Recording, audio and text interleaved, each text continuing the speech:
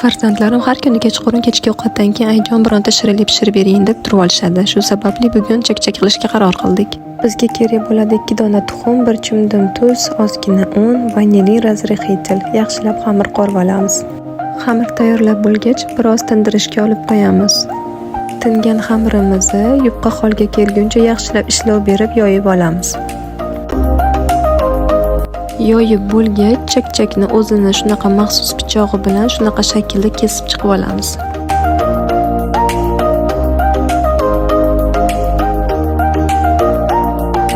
Qizib turgan skоворodkaga o'simlik yog'idan quyib, old orqasini yaxshilab qizartirib pishirib olamiz.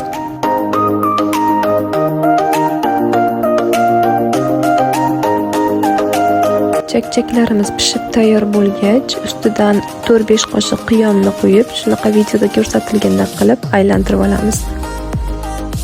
Og'izda eriydigan hamda mazali bo'lgan chak-chaklarimiz tayyor. Videoyim yoqqan bo'lsa, bittagina like ayamays degan umiddaman.